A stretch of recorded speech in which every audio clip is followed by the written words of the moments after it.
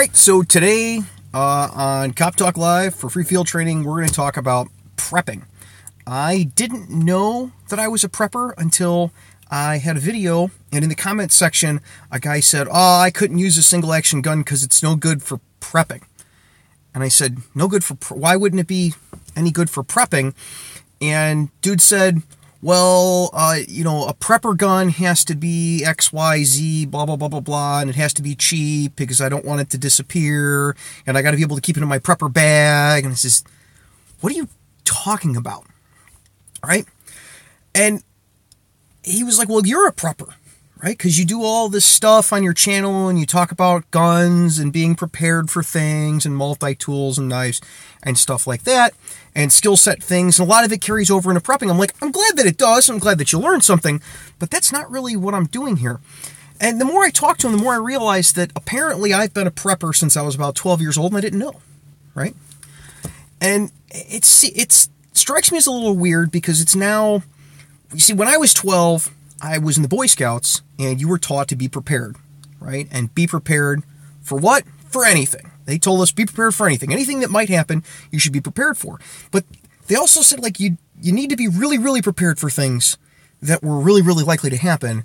And then you should also be prepared for things that weren't really likely to happen, but you got to concentrate on the ones that, you know are going to occur at some point or have a high probability of occurring, right? So in the Scouts, you'd have your backpack, and you carried your backpack around. I guess that's called a bug-out bag now, or a get-home bag, or whatever, right? And you'd have a backpack, a day pack, or a knapsack, we would call it, and in there, you'd put all your stuff that you might need if anything happened during the day, right? So you're going on a hike, and the first thing that went into that backpack was water, because you know you're going to need water, right? And the second thing that went into your bag was a poncho, right? And you didn't bring a really cheap poncho, you brought like the good poncho, because you knew if you're in the Scouts and you're going hiking, chances are it's going to rain on you. Like, it happens all the time, right? So you didn't take the little cheapy poncho, you took the good poncho, right? So you got a good bottle of water, right? You got your like Nalgene, bottle of water, and your poncho. And then there'd be like a small wilderness survival kit. And in that kit, you had to have a couple ways to make fire, but they were simple ways, right? Like, you'd put a lighter and a book of matches, and you put them in separate bags so they couldn't both get wet.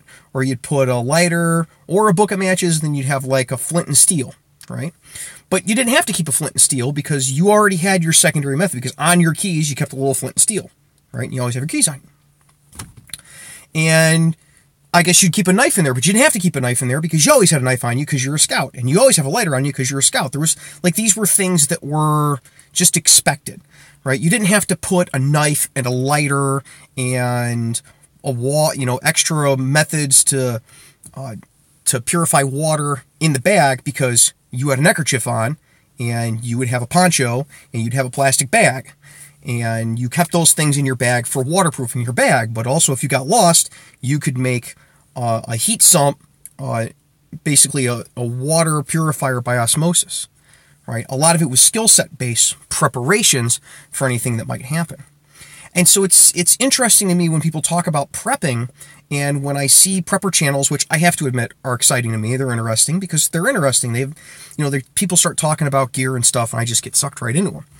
But where I'm at in my life now, I'm 34 years old, and the people that I hang out with, the people that are my friends, were people that I knew from Scouts, right? Like, most of the people that you see, like the background people on video and stuff, when I do like body armor tests and things like that, those people were all in Scouting. A lot of them worked in Scout camps with me for many years. A lot of them are Eagle Scouts. And those people that I hang out with, they all kind of do things the same way I do because we've all had similar experiences with Scouting and working facilities maintenance and program and stuff at Scout camps. Well, when you hang out with a group of people like that, it just becomes normal to be that way. And so I don't notice that I'm prepping, but I guess I'm prepping. Like when we go camping, when the group of people that I hang out with go camping, when my good friends go camping, camping is so easy to us. We're so used to going camping. We're so used to not having electricity or not having water or sewers not being the best and having to dig a hole, that when you take us to a campground that's got electricity and water and flush toilets, we have to do silly things, right? Like, we have to do silly things in order to make it interesting to us.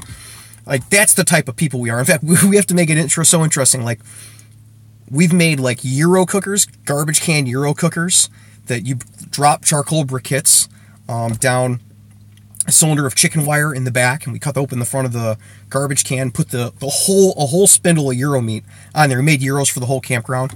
And then a couple weeks ago, I actually made a video for my buddy's channel. I'll put a link in the description down below when we're done here. But I made a video for my buddy's channel that we just put up a couple days ago of we made a plywood smoker. We spent like $97 total in parts and everything to make a smoker so that we could smoke 20 slabs of ribs in this smoker. We made it out of half-inch ply and hasps and stuff that you can buy at like Menards and stuff. And like the most expensive thing of this whole project was the meat, where most people would say, well, you can't smoke 20 slabs of ribs on a camp out. We're like, we want to have ribs, and you know, we've cooked enough hot dogs, and we deep fry things on campouts all the time. We're like, we want to smoke ribs. So we just decided to smoke ribs. But when you get to that point, you know, the guys that are doing prepping, I don't really understand as much, because they're prepping for things that aren't likely to happen, right? Like, you're likely to need to cook things. You probably need to know how to cook things. It might be wise in your prepping to learn how to like do a fire lay, you know, so that you can cook without needing a metal griddle, instead of buying a metal griddle and putting it in your truck in case you have to cook. Like, just things that I think of, you know. Like, there's no sense in having 30 self-defense rifles but not having enough tarps to cover your whole house and garage. I see these guys talk about rifles and water purification and all sorts of stuff that a little knowledge and skill set and maybe friends could help with, and then they don't have, you know, the bare essentials. Like, I know people, because I go to people's house all day for a living, I know people that are preppers, that they're all ready for the end of the world, right? But they don't have tarps. And they're not ready for a flood. In the area I work in, floods every 20, 30 years. The river floods over, and part of the town's under 3 or 4 feet of water. And people don't have, like, you'd think people that live down there would have some preparation set up for floods, right? And they don't. The prepper people don't have any preparations for floods, but they're ready for civil disturbances.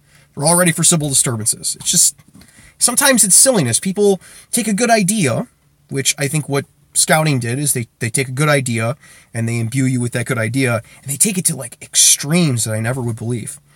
So if you're watching a channel and you say to yourself, well, you know, that gun isn't good for me because it's not good for prepping, because it's not cheap, and I wouldn't want it to be in the bag that got stolen.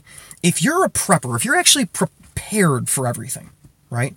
If you're prepared for everything, it's because you have a gun on you, right? If you're buying a gun to put in a bag that you're going to keep in your car in case of civil disturbances, you're not doing anything, because it is infinitely more likely, especially if it's one of those like Molly bags that looks like it's got expensive stuff in it, you're infinitely more likely to have that gun get stolen out of your car and then used in a crime than you are to actually use it to defend yourself. If you're going to have a gun so that you're prepared, maybe it should be the gun that you have on you, especially if you're talking about putting a handgun in a bag. That's silly. Guys are like, we're going to buy High Points or Kel-Tex or something and put it in a bag. No, dude. Buy a quality gun, learn how to use it, and carry it all the time. And then all you have to put in your bag, if you really want to be prepared for that end of the world scenario, and zombies and riots in the streets and, you know, the Chinese invasion, carry bullets. You carry ammo, you carry extra magazines, but you don't have to carry a gun because it should be with you already, right? Same thing with fire starting equipment and water purification, all of that. I mean, if you're a prepper, you don't need a lighter in your bag because you have a lighter on your person. And the stuff that's in your bag for that purpose should be fairly small. Like, you shouldn't be carrying a lighter in your bag. Maybe you should be carrying, you know, dried lint, which would make very easy tinder. Or even better, if you're actually a prepper and you're preparing for things, you need something to start fires, how about a flare? Flares start fires no matter what. It could be a torrential downpour, and you can light a flare, and you're going to light whatever wood you find. Right? So you don't need 5 different methods to start fire, because you should already have one on you, a lighter, right? And if it's not on you, it should be in your car or, you know, whatever's nearby you. And you should know alternate methods of starting fires with things that you have around you. Like, I can take my knife and strike it off of most rocks around here and make a spark, right? So if you're going to your bag because it's this big emergency, maybe instead of making it hard on yourself by having flint and steel, you just bring a flare. And you learn how to keep that fire going and how to transport flame already once you have it. And then you're much better prepared for most of the problems you have in your day-to-day life. So that's my rant about prepping. I never thought of myself as a prepper. And I've gotten more than one of those comments, but it was the one about the gun. I think I was on like one of the videos I made about the high power, and he's like, I couldn't use that for prepping because I couldn't leave it in my bag because it's not cheap. And I was like, I don't understand. Like, if you like 1911s, or you like high powers, or you like, J-frame revolvers, or you like, old Colt revolvers, and you carry one every day, then that's your prepper gun if you're carrying a handgun, because that's what you're going to be prepared to use.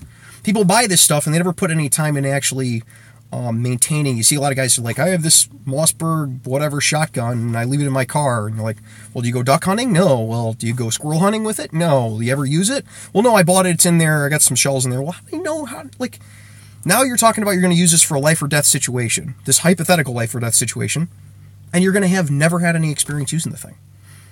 It just doesn't make sense.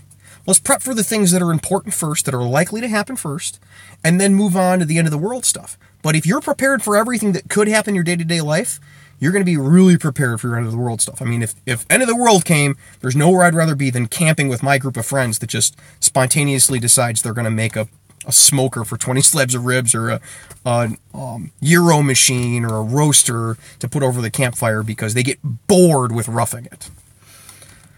All right, 10 minutes in. That's my rant. I'll make sure I'll put that link down below of the smoker thing. And actually, it did turn out really cool. All right, let's go to the top. I'm sure I made somebody really butthurt over the course of that. I'm also going to turn my air conditioning back on. I am sorry. It is not 100 degrees here anymore. However, it is hot enough for me to be uncomfortable because I just got off of work. Still wearing the shirt, my undershirt for work, and my pants and stuff. All right, we'll go to the top. Howdy, hey, sup, woohoo! Sorry, I always forget. I always move this thing around, so I'm looking in the wrong corner. Ahoo! To you back. What's up? How is everyone? I am fantastic. I'm still amazed that there is a battleship following me. Thank you, HMS Hood. Hey! I'm always prepared. That's why I carry shark, bear, and prostitute spray. I only did Cub Scouts. Cub Scouts was, let's not be prepared, man. It's been a long time for me for Cub Scouts. It's, do your best, right? So, hey, do your best at life. That's a good motto, too. It doesn't go into prepping as much, though. Where is that coffee sip? That's how the video started. Sometimes the live stream doesn't always catch it. Here, I got you.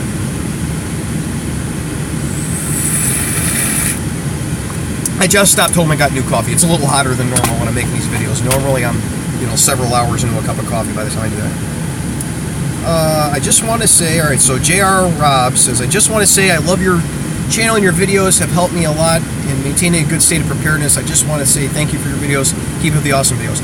I'm glad they help. Please don't get caught up in the silly internet prepper stuff. Keep yourself grounded to things that are likely to happen, right? Alright, Yo Soy Gamer Bros. I'm trying to join the Police Service Academy in Calgary, Canada. I can tell you already, I probably don't know, whatever your question is. Anything you would give me as tips or things like that so I can get prepared before I join or be ready for ? There's an entire channel I do of things that you should probably know and be ready for. It's called Free Field Training, and you're watching. So, welcome. I don't know anything about Canadian policing. I'm not a Canadian cop. I don't play one on TV. I do know a couple just through the internet, right? Just through the internet is how I know a couple of Canadian cops. And I'm sure there are Canadian cops, in the comment sections and stuff, that could help you out with any problems, specific problems that you have, and I'm sure there's forums for specific problems you have with Canadian policing. Here's what I suggest to you. Go out and get a job. If you're in school, that's cool. Get a part-time job where you have to talk to people and you're responsible for things. Because when it comes down to it, being a cop is a lot like babysitting an entire town or an entire building full or a train or whatever it is that you're being hired by. It's like babysitting a whole community full of people, and you need to be able to make contact with those people and talk with them and either get them to do things you want them to do or not do things you don't want them to do. And so learning how to interact with people is going to be one of your best assets. Here, Gecko56 says, you dirty prepper. That's kind of funny. K9 Jordan, have you seen the video of a Washington state of a sheriff deputy who pulled a gun on a motorcycle for a traffic stop? If not, check it out. pretty excessive, unnecessary force. I have no idea. If you followed me for a while, you know it was up until very recently. I even had a Facebook because I don't like I watch things and I go, how could you even say that? That's shenanigans, right? Like, why would that person do that? And I tell people, I'm not going to make excuses for people that do silly things. I don't know about that case, but I don't make excuses for people that do silly things, right? There was a guy in a nearby town to me that was fired and federally indicted and prosecuted and sent to federal prison for some guy mouthed off at him and he hit him over the head with an ass baton. You don't hear me making excuses for that, right? He did that. That was stupid. He shouldn't have done it. And I don't think there's reason to comment on it. Like, my commenting, as a cop, my commenting on those cases is not going to change anybody's mind about whether they're justified or not. Now, I do try to educate people with a little bit about how the law works. We've done videos about how the law works, how police work works, some of the considerations that cops have when they're at work, so that when cops do things that don't look particularly kosher, but actually are just doing the best that they possibly can, hopefully some extra people understand what's really going on, right? I like to say police work is a lot like plumbing. Even when you do everything right, it can still end up looking like a big shitty mess. It's just the way it is. But if we educate people instead of ranting at them about why this or that was right or wrong, then we start getting somewhere. And we start turning people's minds around. You say, well, instead of saying, what do you think he should have done? You're like, well, you know what? Hey, maybe he made this error. Maybe he made that error. Maybe he was thinking this in this circumstance because this was going on. You know? And I think just the pure education of the public of how police work works and the safety concerns and the liability considerations that police officers and police administrators have on a daily basis, I think does more for our cause than ranting about it on the internet. So that's why I don't talk about specific use of force incidents, and why I try not to follow them. I really try not to follow the media hype of it, right? We get these things at work, they're called training keys. I would show one on here if it didn't say specifically on the bottom of the training key that you need the permission of the National Association of Chiefs of Police to record or blah, blah, blah, blah, blah, blah, blah, or use it in any way. Because I think they're an awesome resource. You should look it up. It's training keys. It's put out by the National Association of Chiefs of Police. But, you follow the training keys and they give you kind of the Cliff Notes version of those incidents that you can go back and I can read the case law and know what's actually going on about it. Just stay educated on the issue instead of wrapped up in the hype. Stefan Angelo retracted his thing and said something else. All right. Stefan Angulo. Hopefully I'm saying that right. I'm sorry, Stefan. As we all know, I'm from Chicago, and I can't say things very well all the time. Any thoughts on upgrading Glock sights to tritium sights for duty weapon, backup gun, off-duty carry? Thanks. Here's my thought on sights. A lot of people will tell you have to change out Glock sights, right? Good friend of mine, Chris, you see him bits and pieces on the videos. He carries a Glock 21, and he leaves the stock sights on all of them, right? He's a probation officer and a police officer. He's been doing it for like 5-6 years, never had a problem with the sights, right? All of my guns, if they don't come with either fiber optic or tritium in them, I change them out for metallic tritium sights or metallic fiber optic sights that are like shielded, so they're a little more, the fiber optic sometimes, you have to be careful you buy one that has an acrylic coating over the top so that you don't break them, because some of them are kind of fragile. But personally, I prefer metal sights if I can get them, and I prefer tritium sights if I can get them. Because there are circumstances, regardless of what the internet might tell you, in real life, there are circumstances where you want to be able to track your sights up to a target, and you're not going to be able to back them, right? Especially for on-duty, I think it's important to have either a weapon light or tritium night sights on your gun. And I prefer tritium night sights on my gun. Sorry, live stream, can't edit that out. I prefer tritium night sights on my gun because there are circumstances where you're holding a perimeter and you have to hold on a door. Burglary, broken in door, you're holding on a door, you could be in pitch black. You don't want to have a light on because you don't want to tell everyone that you're there, especially the people that are inside the building. But you do need to know where the muzzle of your gun is at, and you can point your gun at something not knowing precisely what that is and still be safe. Because if I have my light on and I see the door is broken open, I can shut my light off, I can have my gun up, and I can see where the sights are and what I'm pointing at, and know in front of me, 3 feet in front of me, is a floor, not a person. So night sights come in handy for a lot more than people think about in tactical classes, because as I've shown a lot of times before, things that work in tactical classes and things that work in theory and things that work in the military don't always work for law enforcement and the civilian realm. For civilian concealed carry and for off-duty, my J-frame does not have night sights. I could get a front night sight on it. I've never felt the need. But then again, I have never used it in the same type of like end-of-the-world shooting scenario when I'm not working. So take that for what it is. I normally carry a flashlight and my J-frame has a little fiber optic front sight on it, so I turn the flashlight on, I will always be able to see that front sight. But that's if the flashlight is on. Luckily for me, my J-frame indexes really well. I know where it's pointed, even without seeing the front sight on it, which is a little harder with a full-size duty pistol. You want to be able to know exactly where it's pointed at. I prefer night sights on a duty gun, long story short. I always prefer metal sights over plastic sights, but I know people have used nothing but plastic sights and I'm fine with it. So, dealer's choice, roll the dice. I don't see any disadvantage to metal sights at all. I see a lot of advantages to them, no disadvantages, and I prefer tritium. Of course, I'm one of those weirdos also that has all green tritium, which apparently some people think is going to get you killed if it's not a different color up front, but I never had a problem. All green tritium has worked fine for me. I've never had that thing where like you could move the dot over and think that they're like that one of the sides of the back sight is the front sight. I've never experienced that in real life. I think that's stuff that people make up in tactical classes and make up on the internet to sell a new type of sight and not something that's really happening in real life. I love how people prep for zombie apocalypse. What's more likely to happen is natural disasters. Here's the thing. The zombie apocalypse prepping, I think, is mainly fun. And if people are having fun and being more prepared, that's fine. But you can't buy stuff, especially zombie green stuff, and then think you're more prepared for something that's going to happen, right? Like, if you don't have a tarp that covers your whole house, but you've got a rifle for prepping, and if you've got a generator, and you don't have tarps to cover your house, and you don't have a chainsaw, you're not a prepper. You're not prepared, you're not a prepper, and you're fooling yourself, because you're ready for the zombie apocalypse, but other things are going to happen. I agree. ASM4 says, hello? Hello. But what if the go-bag gun, alright, so K9 Jordan says, well, what if the go-bag gun is a foldable rifle or something? Yes, train, but you can't carry that around in urban LOL.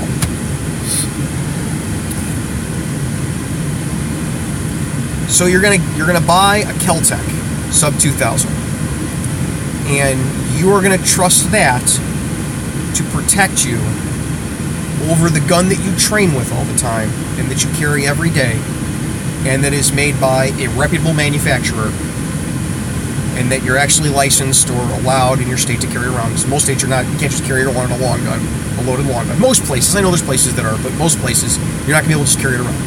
And if you are in a natural disaster type situation and you are carrying around a Kel-Tec sub 2000, right, and somebody has a pistol, do you think that they are not going to shoot you and take that thing? They're not going to ambush you?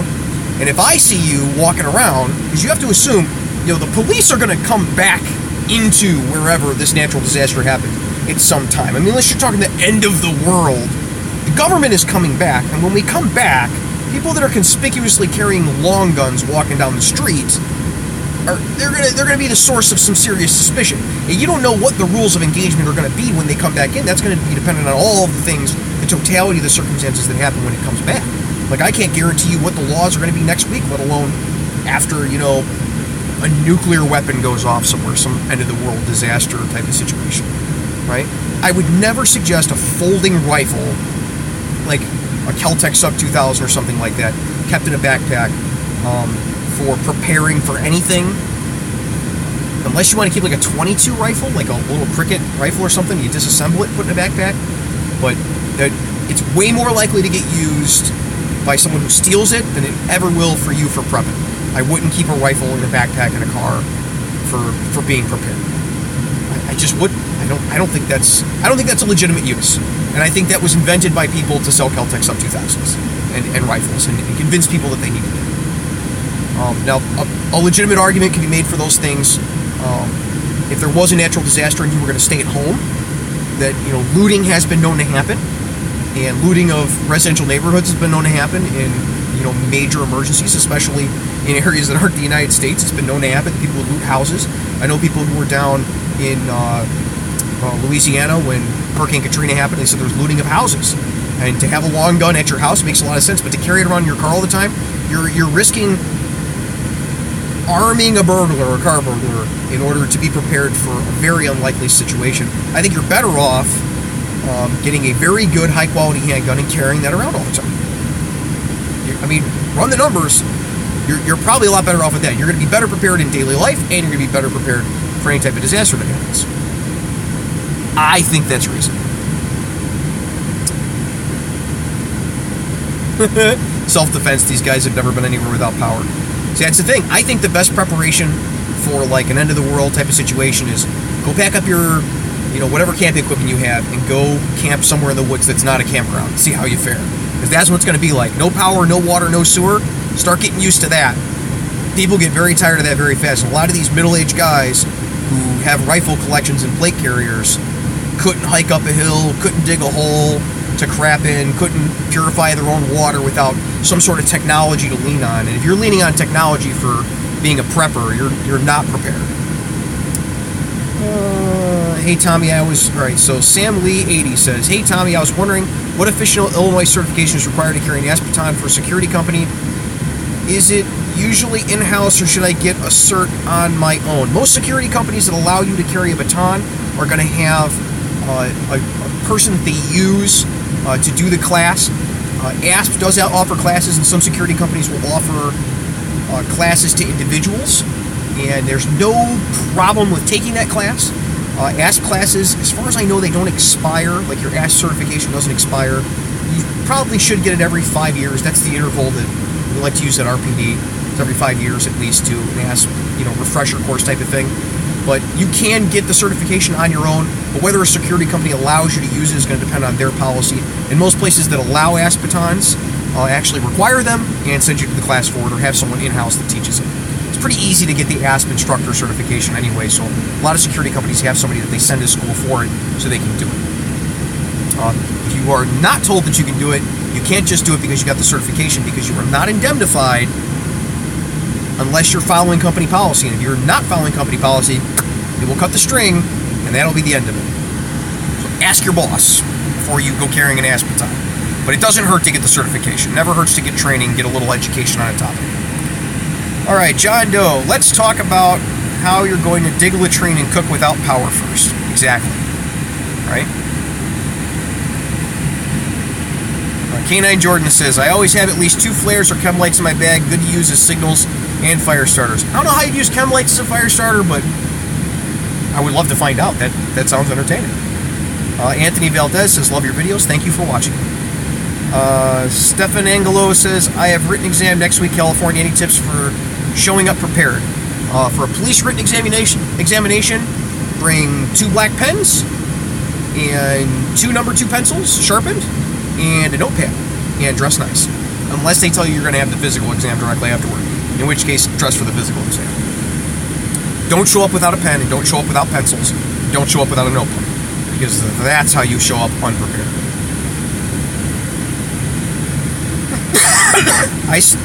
Ewan Miller says, I stay prepared, I keep my hands with me at all times. Sometimes those can be great weapons. Movie Fan says, you should have 1, extra batteries and survival things that run on batteries. Flashlights, battery-powered thing. 2, things that run off of different forms of power. Okay.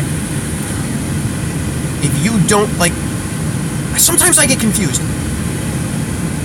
People don't carry batteries in their car. You don't have a flashlight in your car?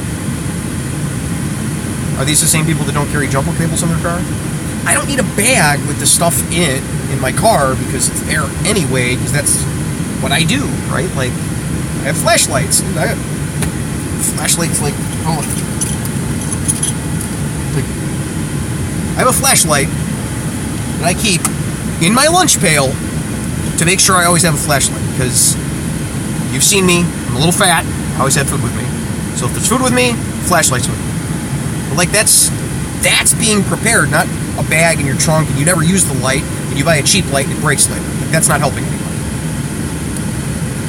Like solar, okay, Movie Fan says, like solar, wind, and wind in case of certain natural disaster or environmental disaster. If there's a disaster so bad that the power grid is down long enough that you don't have, like, you need something that solar is going to charge, like a cell phone. What tower are you going to ping off of, right? Like, at a certain point, you have to look at, like, the cost-benefit analysis of this. If you've got everything else covered and you want to buy solar panels so that you can charge your USB flashlight or your FRS radios so you can keep communication with your group or whatever thing you think you're going to do in a natural disaster, that's great. But if you don't have the basics, then there's no sense in having solar panels. Because solar panels, even the little kids, are expensive relative to, like, tarps and learning things, like how to build a fire. Love your videos. Keep up the good work. Thank you, Northeast Railroader 153. Your body armor videos are great. I'm glad you like them. I have companies contacting me on the regular now trying to send me body armor. We'll see how many of them we actually pick up, because although I know everybody likes them, they're very expensive to make, and I don't take money for doing body armor videos. So I think that would taint it, because then I would feel like I have to say nice things about the armor instead of showing you what it actually does. Is criminology a bad major? It is if you think you're going to get a job from it. Sorry. If I had to go back and do it, I would do something different. I did criminal justice and human resources management. If I had to go back, I would probably flip them and get a major in human resources management. Emo looking kid 448 says, love your videos. Also, hello from Joliet. Hey! Dude, I used to drive through Joliet all the time. I worked for a company called John Sold Supply, and I was constantly down there. They actually just opened a store in Joliet. And now my father-in-law works for them, doing my old job. Joliet, or as we call it here, Joylet. Full Bridge Rectifier says, what bad words can I say in this chat? I don't care. Movie Face says, I'm not a cop, but I lived in Canada. Need to have a higher education, preferably university now for most police forces, and not police foundations. I don't know. Maybe it is different in Canada. I don't know. People tell me that about the United States all the time. They're like, oh, you have to have a bachelor's degree to get a job as a cop in the United States. It's not true. It's not true. It's patently false. It's patently false. It's like people say, well, you know, people talk about what guns a particular agency is, like 357 SIG was going to be really big because such and such police department and such police department, these state police departments, they bought these guns and they're going to be huge. 357 SIG is going to take off. And it went nowhere because you can't take that one, like, there's thousands of agencies in the United States. And you could say, like, all right, for instance, the Illinois State Police require a 4-year degree to be a trooper, right? Chicago Police Department requires 60 credit hours. They don't even care if you have a degree. And other departments require a GED. And there's lots of them. Like, there's a bunch of them around here that only require a GED. Because even though they might not hire someone that has a GED, they don't want to throw out a good candidate because of their education, right? If you had somebody who was, you know, a paramedic for some other department, or is an old-timer that was a cop and had a GED and got on with the place and had a great career and is now looking for a retirement job, they don't want to throw him out because he had a GED and he got it 25 years ago, so they leave the door open. And I know plenty of people. I just trained a guy not a year and a half ago who has no college, right? He went in the military, did 4 years in the military. We hired him. He was one of the best cops that I've ever trained. He caught on like that. He's used military intelligence. Enlisted men, never went to college. Unnecessary. I mean, it definitely helps. It also helps if you were in the military. It's not necessary. Don't think that because you didn't go to school, you can't get a job. Go get a job. Ace says criminology versus criminal justice. Neither. Really, the criminology is the study of what makes people do criminal activity, which is psychology. I mean, I really, to be honest with you, I kind of think they made it up just to steal people's money. I really do. And criminal justice is the study of the entire criminal justice system as it applies to the United States. So you'd have sections on corrections and procedural law and criminal law and all of that. And it's stuff you'll learn in the academy either way. Criminology is stuff you'll learn on the street, and most criminologists I've met have no idea what actually causes people to commit crime anyway. They do their studies, but they've never met these people in real life in real situations. And criminal justice teaches you stuff you would learn at the academy. They're not really, I wouldn't actually suggest them to anybody, unless the agency you're going into requires you to have them. I wouldn't suggest going to school for it. Movie Fan says, get a job, get in shape, and study for a generalized aptitude test. For a lot of places, that's it, man. You're ahead of the game. If you do those things, you're ahead of the game. I can't tell you the number of people we wash out because they can't make a 1.5 mile run in like 15 minutes.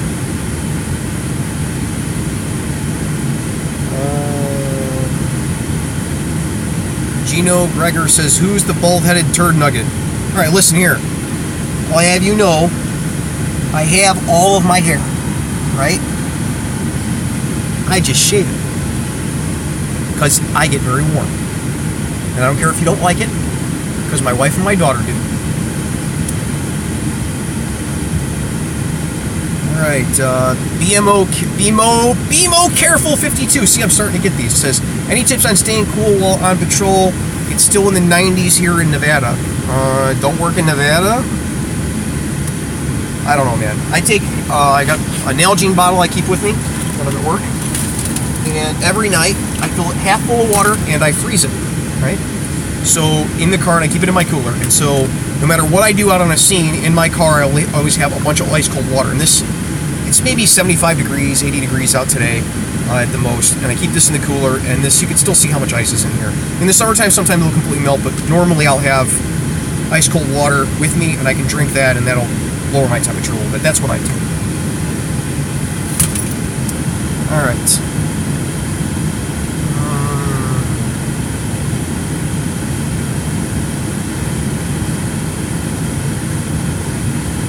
People fighting about the Gadsden flag. Okay. K9 Jordan says, thank you for live streaming, made my day. Hey, I'm glad to help. I've been trying to do these later in the day. I forget a lot of kids are in school, and I got a lot of younger people that watch this. CJ says, what's the best age to get into law enforcement? I got in at about 23, and sometimes I think I was a little young. I'm not going to lie to you. Financially, the best age to get into law enforcement is as young as you can. Psychologically, I think sometimes it helps if people are a little older. Skylar says, hello from Central Indiana. Love your videos. Your channel is a wealth of knowledge beyond value. Thank you for what you do. You are very welcome. Thank you for watching.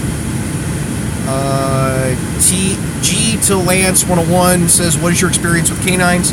My department has canine officers on every shift, and I love hearing people scream when they drag them out of a car because they won't get out of the car, or out from under something when they're burglarizing a building or a house.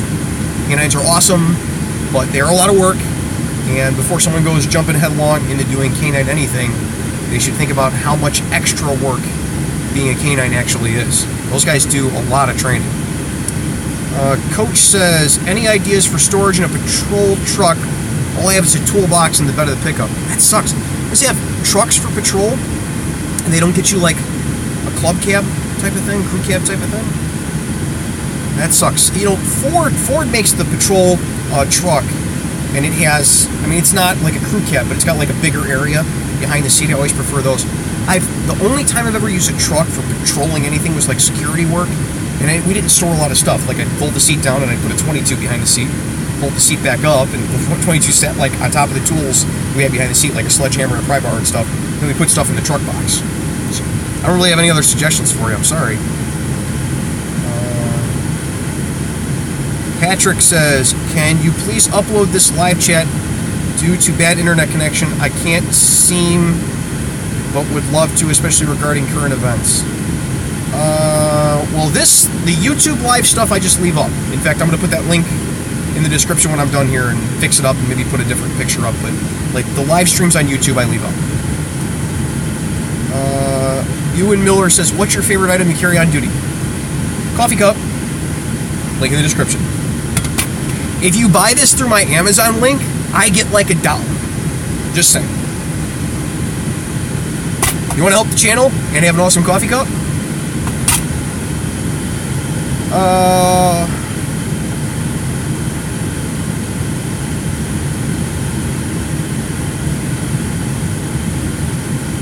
Jack Bryan is talking about if I've ever shot anybody before. We've gone over that before. I don't talk about use of force incidents at all.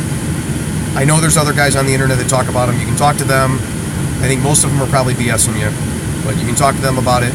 And I'm not a psychiatrist, so talk about the mental aftermath of a use of force incident, especially a shooting. It's not something that I can talk eloquently about. If I get a psychiatrist or a psychologist who wants to come on, I will. You guys will be the first to know. Trust me. Superman's Bro Evil says, greetings from Mexico, Tommy. I love your videos. Question, Dodge Charger or Crown Vic?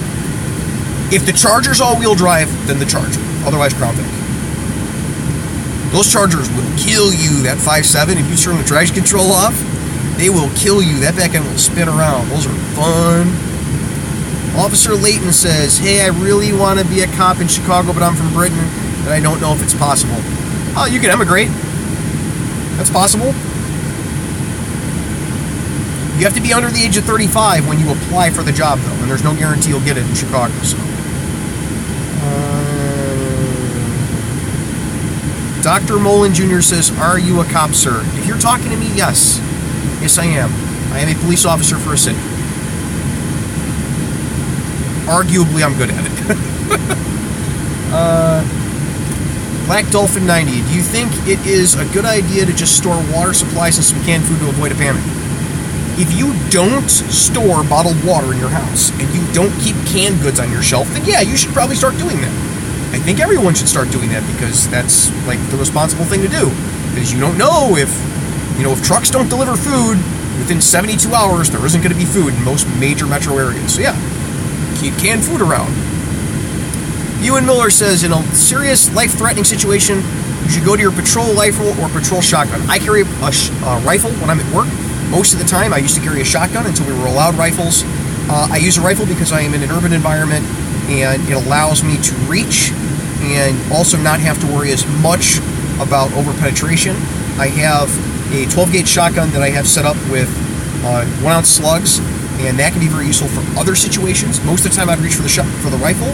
But if you're doing, let's say, a takedown of a vehicle, a felony stop, I'd rather have the 12-gauge shotgun because 1-ounce slug goes through cars a lot better than .223, especially the .223 that we're using where I'm at, using very light soft point .223 because of its ballistic effects on non-protected flesh, like non-protected people that aren't wearing body armor. It works extraordinarily well with, and it doesn't have the penetration that 12-gauge shotgun with slug in it would. And it has less penetration than, say, like a 9mm MP5, which would be the other option. So between the rifle and the shotgun, I've got all situations covered, but it's not a one or the other thing. Like, it's like golf clubs, like I talk about with handguns and calibers. Like, it's like golf clubs or like hammers, different things for different jobs. What agency do you work for? Richard, I'm sorry, I'm not allowed to tell people that, although I'm sure by now somebody knows, and so you can probably find it on Google.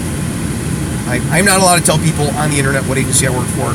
My department has very strict social media policies. They just got stricter actually a few months ago, possibly because of me. I don't know.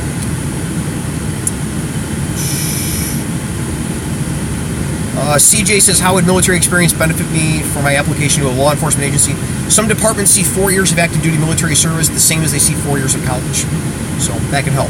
You're also going to learn things in the military about life that you're not going to learn working at McDonald's. Richard Galilga says, what different task forces or units have you worked in? I worked SWAT. I did a month for like a little over a year. I did a month in an undercover gig. Not exciting undercover. Like most undercover isn't exciting. It was for car burglaries. Driving around pretending to be a utility guy, looking for car burglars. Can't remember anything else. I do field training, so the field training unit, task forces becomes I don't know, I wasn't in the DEA task force or anything like that.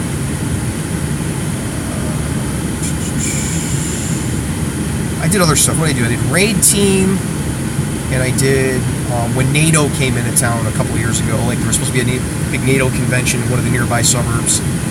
And we like every town was setting up people in cars to go over to that if there was like a big riot, but it never happened, so that never happened. Matt says, sir, good evening, how are you? Please stop calling me sir, and I'm good. Marquis 1911 says, I carry a small active shooter kit, plenty of people running around with guns, not so many people have a plan for what to do until medical is cleared to come in. Here's my suggestion, people that are worried about, you're worried about actual active shooter stuff, right? If you're not a first responder showing up, if you're Joe Blow that wants to be prepared for active shooters, here's my suggestion.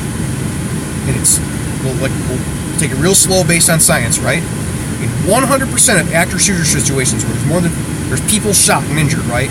Medical equipment is necessary, right? 100% of the time. So you're going to need that. So if you want to start an active shooter kit, that's where you start. Do you think a vehicle is a good idea for survival in an apocalypse? I don't know, I've never been in an apocalypse. What is your opinion on campus police? A good place to start a Leo career? I think it'd be a good place to start it if you work for like a community college and you're not going to stick around. I think it'd be a good place to keep your entire career going. Some universities pay quite well. It's a good place to end it if you're a retired guy. You got your, your 50 or 55 on years old, and you got your 20 or 25 years on, and you want to go work part-time at a community college. That can be a great way to make extra money. What do you think of BLM? I think the Bureau of Land Management does a necessary job out west. I don't really run into them here in Chicago, though. Hey, bud. So Unstable says, hey, bud, I passed my FBAT and now PAT tests and my application pack is ready. Can't wait to join the ranks. I don't know what any of those are because you're probably from a different state, but congratulations. Black Dolphin says, should security at malls prepare for masses panicking and looting the stores? Or should they do public order training and carry riot shields and learn to fight off the junkie zombies? I think the best thing that security for malls can do is to have medical equipment nearby and get training on providing medical attention. In most major incidents that are going to happen at malls, security is going to be there, but they're going to take a back seat to other first responders, right? Like places that have shopping malls normally have a lot of cops around. Right? You don't see shopping malls in the middle of nowhere county. They're like in major cities or relatively major cities will have a shopping mall. And so you're going to have at least 15, 20, and in a lot of places, hundreds of cops showing up to any type of violent situation that happens in a mall where like people are shot and hurt, or there's a big conglomeration of people. Around here, we get the shoe openings. You know, it's the thing before I was a cop. Apparently, every time the new Jordans or any type of shoe comes out, people show up and there's going to be big mobs and riots. And the best thing security can do is, one, be ready with medical equipment, and two is liaise with their local police department, fire department to have a plan together of how they're going to interact and how they can be most useful. And three, use their head. If you know this is going to happen and people start acting silly, you have a key, lock the door. Then it shuts it down. I don't think riot shields are necessarily a good idea. I think, again, you're preparing for something that's very unlikely to happen. The idea that security is going to be standing toe-to-toe with riot shields, and using riot shields and that type of equipment is a lot more difficult than you would think from looking at it on TV. It's not as easy, just like all police work, all security work is as easy as people think it is from seeing it being done on TV or on the internet. There is a lot of technique involved with riot control, and just having the shields and the batons is not going to make your group of security guards a riot police force. Right? There's a lot of training involved in that. Private Buscarino says it's common for police officers to switch to firefighting career or vice versa. Some places have public safety agencies where they can switch between the two, and some of them switch on a yearly or bi-yearly basis. I do know police officers who are firefighters and firefighters who are police officers. However, to say that it is common, I don't think would be true. Most cops are going to be cops. Most firefighters are going to be firefighters. There is some intermixing, but it's like that with everything. There's some cops that are soldiers. There's some cops that are mechanics. There's a lot of firefighters that are electricians. Woodman says, do you think the training for officers in the U.S. is long and comprehensive enough? Sorry if it's been asked before. Here's the thing with that. What I don't think people understand, and what I try to get across with this channel, I should do a separate video on that, is that police training does not end at the academy. It does not end at the end of field training. Police training is constant and ongoing, right? We get training keys. We talked about training keys earlier in the video, right? We get training keys, which are these, little booklets, but it's a sizable thing. Imagine reading like 3 of them together would be like a chapter in a normal textbook, right? We get those every month, and then we have at least 8 hours of training. We're on that. We have 8 hours of training every month. If you're on a SWAT team, part-time, it's 20 hours of training every month. Full-time, it's 40 hours of training every month. K-9, I think it's 12 hours or 20 hours of training every month for K-9 officers. And then there's the experience, and then you go to separate training classes, right? I get sent to training classes all the time, probably, 60, 70 hours a year of training classes. So training it's not extensive enough. It is extensive enough. We should extend it. Extending the academy doesn't do a whole lot unless you add to the curriculum, but training is constant. And if you're in a police department where training isn't constant, you need to get out, because that's a place that's going to get you in trouble. Omar Sabihin, are you a cop? Yes, that is the general idea. Thank you for filling him in, Billy Bob. Billy Bob says, what do you think of BLM? The Bureau of Land Management, they do a very important job. Fanzu says, I have a question out of the theme. What do you think about the guys who talk about Second Amendment and that everyone should be able to carry guns even without a license? I have made absolutely no qualms about only one political issue on this channel, right? And that is that I think people who are responsible adults should be allowed to carry firearms to protect themselves. That's it. And what legislative scheme you want to come up with to do that is of no never mind to me. If you're responsible and an adult, I think it's reasonable to let a responsible adult carry a weapon to defend themselves if they are at risk, which I think a lot of people are. Luckily, that risk is going on as time goes down because violent crime is on the downtrend. But in a lot of places, violent crime is not on the downtrend. Why would we restrict it to people who are just in one area, right? Whatever legislative theme you want to come up with, I think it should be an option for everyone, as long as they're a responsible adult. CJ says, should I get a forensic science degree even though I want to become a cop? Forensic science is not a real thing. Prove me wrong. Not a real thing. Unless you get your doctorate in it, or your master's in it, you're not really going to find forensic science jobs. I'm sure they're out there. There's somewhere that says if you have a forensic science degree, we'll make you a crime scene investigator, or we'll let you work in the morgue, or whatever. But you're talking about like a couple hundred jobs for the country. And every college is offering this forensic science stuff. So a girl I know who's in high school, that her high school offers forensic science as a class. Ridiculous. And if you get one of those jobs, they're going to send you a training class to learn all of it anyway.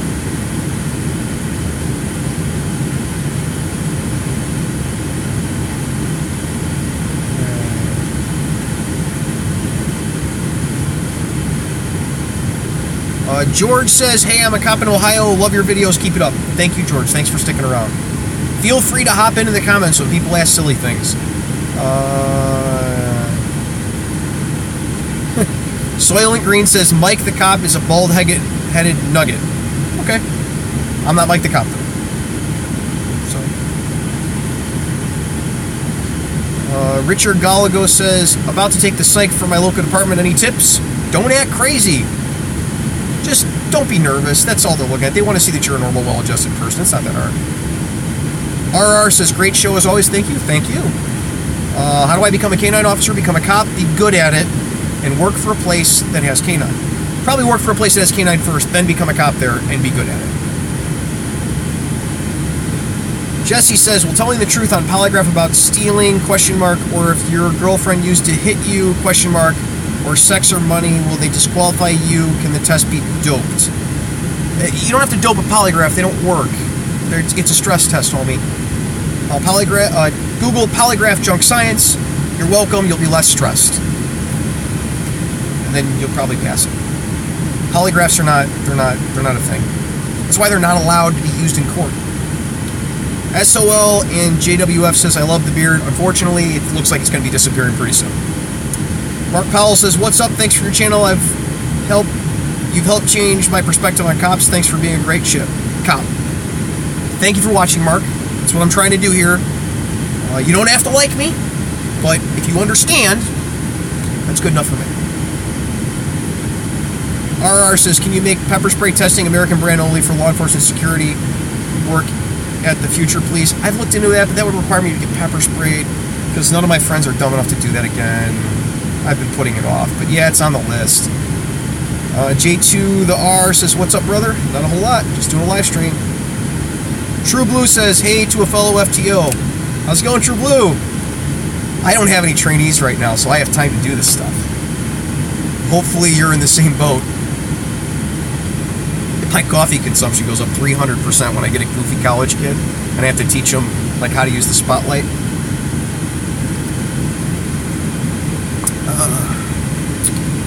Delana Rosa says, in your opinion, is it better to be a cop or a state trooper? State troopers are cops, dude. It's the same job, just doing it in a different place. State troopers do more traffic. Local cops do more calls, at least where I'm at. But, state troopers go to calls and cops do traffic. So, and state troopers do a lot more traffic crashes. Deputy Dave, when using OC, do you prefer gel or stream? Stream for most situations. I only carry around stream. I don't have a lot of experience with gel. Gel can be very useful in a correctional environment where you don't want to contaminate the entire building that you have to stay in. It's also helpful if you have to use it in the back of a car, but that shouldn't be very often. For security use, gel can make a lot of sense if you're worried about like people stampeding because pepper spray gets into the air. Sometimes gel or foam can be a good idea.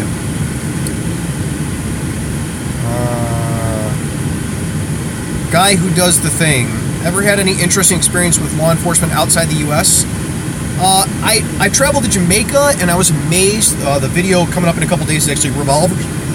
Revolver duty belt, using revolvers for police and security work. And people are going to freak out about that. Like, what kind of cop would use a revolver? Go to Jamaica, they all have revolvers. Don't quote the Wikipedia article. I've read it because I went and read it after I came back. This was only like a year ago. They're like, they use Glock 17s in Jamaica. That's their only gun. Guess what?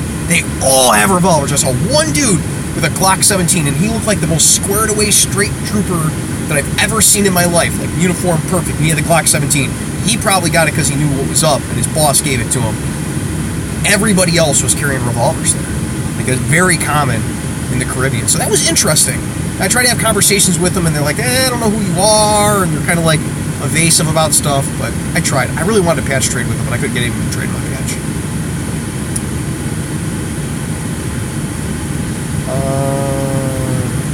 Favorite and least favorite part of your job? My favorite part of the job is being able to go anywhere and talk to people, and as soon as they realize I'm not on some investigation, they're like, oh yeah, like go to a construction site and be like, hey, is that the new tractor? And they're like, oh yeah, the new case bulldozer, that's pretty cool, and talk to them about it, and you can like make instant friends with a lot of people. Least favorite part of the job? Putting down animals, probably. My least favorite. I mean, there's a lot of least favorites, right? Like hurt kids and bad car accidents. A lot of use of force incidents. But probably putting down animals has got to be the most regular thing that I go, I really don't want to shoot this. Zach says, what's up everyone, currently waiting for my academy orientation to start. Hey, congratulations. Simon Wolf says, being trained as a paramedic before going into policing?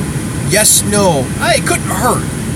It really couldn't hurt. You have to be careful though that if you are a medical professional, you have a professional license, then you are not covered by Good Samaritan laws the way someone who does not have a professional license is covered. Something to think about.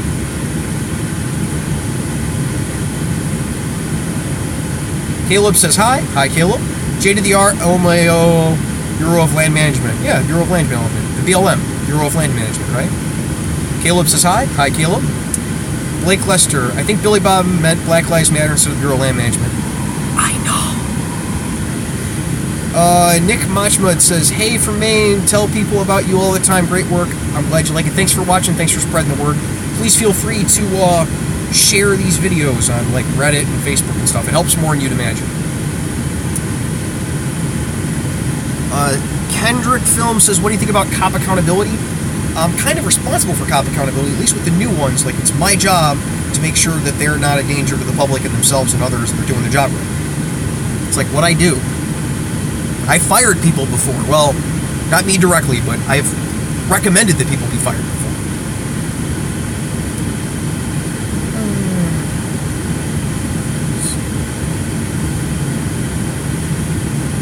Covered that one. Covered that one.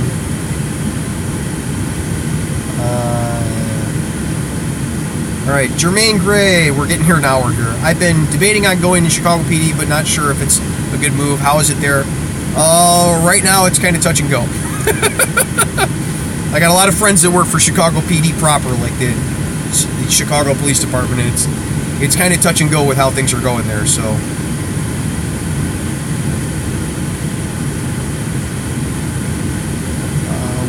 Super Smash Bros. Evil says, what do you think about reducing police departments? Here in Mexico, we also have a lot of them, and there is a thing in Congress to have just one per state because small departments are the dirtiest. I don't think small departments are the dirtiest. However, it does open opportunities for people to have a little teaspoon of power and then pour it in places that they shouldn't be pouring it. But I have a whole video talking about why we don't do that. It's called Police vs. Sheriff or something like that, like Police vs. Sheriff, why both. You can watch that. Talk at length about it.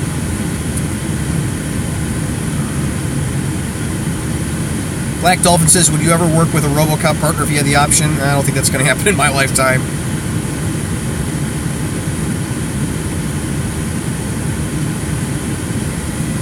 Obidin says, good afternoon. Is it legal for the courts to make prepping from all skill fields illegal? I don't know what that means, but okay. Pedro says, what's the process for a self-defense situation there? Dude, that's too long to do in a live stream. I'm over an hour already.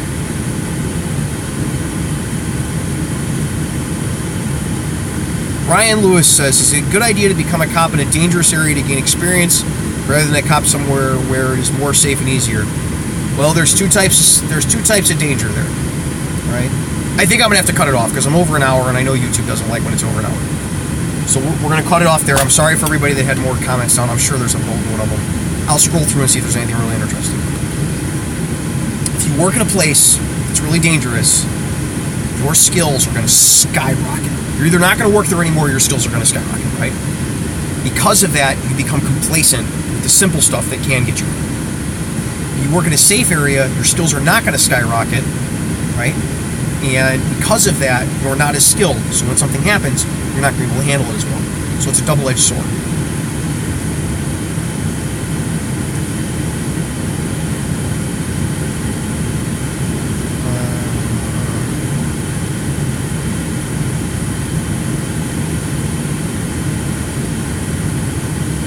Adrian says, do you think the benefits of tasers outweigh the medical risk? Big article in the Chicago Tribune bashing tasers recently. I will say this about tasers. There are at least 3 people that I have personally saved their life because I had a taser, because we didn't have to use lethal force against them because we had a taser. We had lethal cover available. We could have shot them if we needed to. If the taser didn't work, we were ready for it. 3 people who are alive today because I tased them. People have all sorts of medical problems, psychological problems, drug problems, and the taser is a very valuable tool to save people's lives. You compare just one cop, 3 people, to the number of people that have a medical issue because of the taser. I think the answer becomes evident.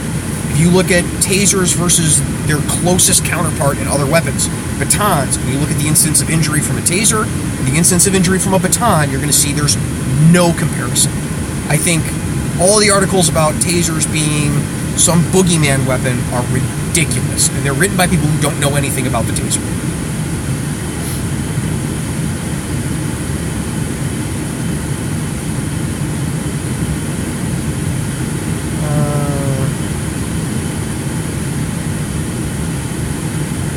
No, keep the beard, you sexy beast. I'm trying, but I don't think it's going to work.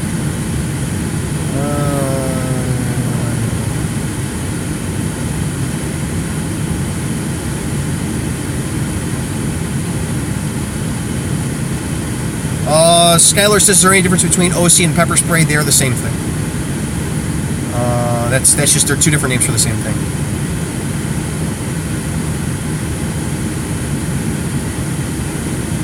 If you have to put down an animal, does that count as use of force incident in your department? Kind of. You still have to use of force report, but it's not scrutinized the same way. If deers run over on the side of the road, we're not taking pictures. Foot chase, car pursuits, crossing state lines. That's whole other topics. These are great topic ideas, but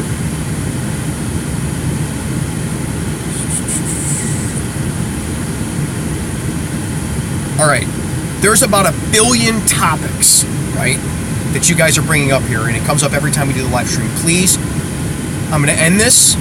Put them down in the comments below, and I will do live streams in the future on those topics. Because I can't possibly do that. If I do over an hour and 15 minutes, YouTube starts freaking out and doing all sorts of silly stuff. You don't even want to know about it. The YouTube, like the business side of YouTube, freaks out because it's too long and they can't like watch it, right? So I'm gonna finish this. I'm gonna put the link in the description. Please go over there and watch it. Leave him a comment and a like and stuff. Maybe subscribe to his channel. My buddy John does all sorts of cool stuff around his house. He's an electronics technician, and he's an Eagle Scout, and he does a lot of cool stuff. And that's where he puts stuff that we like doing when we're camping and things, is on his channel. All right, so check that link in the description. I think you guys are going to like it. And any suggestions for future live streams, any other questions you have, please put them down in the description, and I will print that out and we'll do the next live stream. Maybe in a couple days, I'll do another live stream. As soon as I can get away from the wife, I'll do another live stream. It only takes me an hour in the car, and I don't have to do a lot. All right? So next week, you guys be safe. Take care of each other, all right?